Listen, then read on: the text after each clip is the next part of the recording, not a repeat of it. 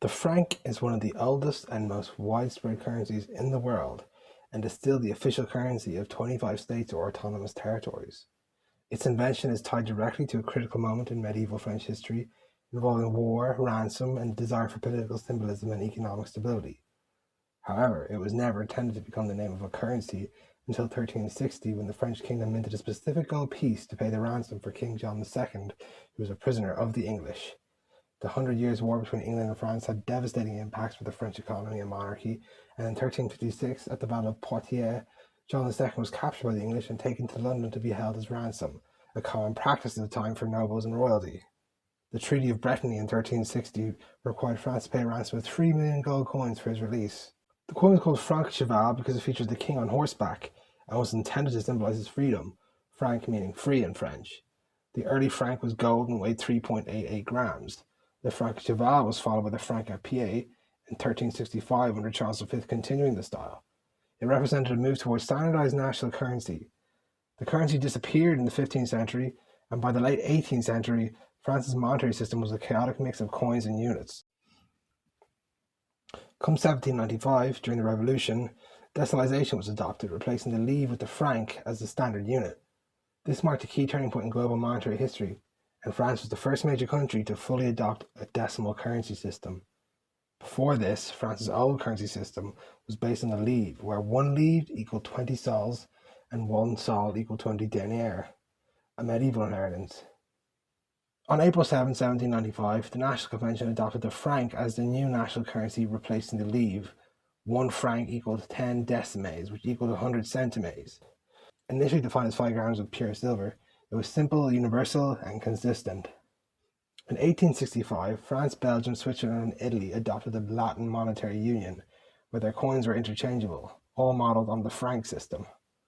Later members include Greece, Spain, Romania, Bulgaria, and Venezuela. Previously, trade was complicated by differences in coin weights, purities, and standards. The LMU was signed on December 23, 1865 in Paris, and the currency was backed by gold and silver reservations. It faced challenges, though, despite its initial success. In the 1870s, there occurred a silver crisis where the global market saw a collapse in the value of silver due to increased production. This destroyed the silver to gold parity.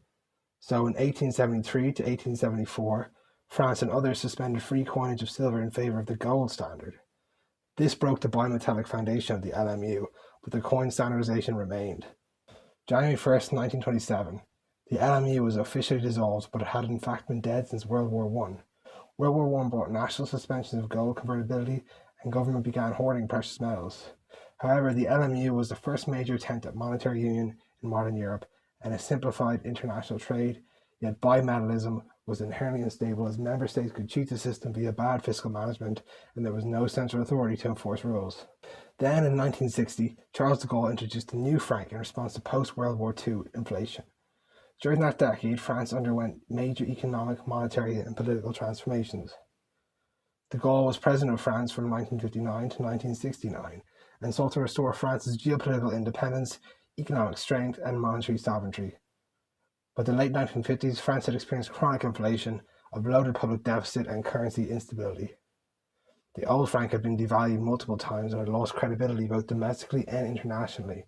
So, on January 1st, 1960, de Gaulle's government implemented a currency reform in the shape of the new franc.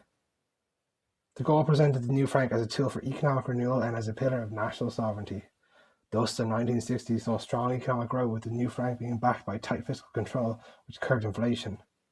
De Gaulle was a staunch defender of gold and monetary sovereignty and strongly opposed the dominance of the US dollar in post-war Bretton Woods system. Under Bretton Woods, the dollar was pegged to gold and other currencies were pegged to the dollar, creating a dollar hegemony. However, in 1968, nationwide strikes, student protests, and economic paralysis meant France faced capital flight, rising inflation, and a trade deficit. A run on the franc forced a devaluation of the currency just months after de Gaulle left office. By the 1970s to 80s, the franc was a medium-sized European currency, often subject to devaluations and inflation pressure.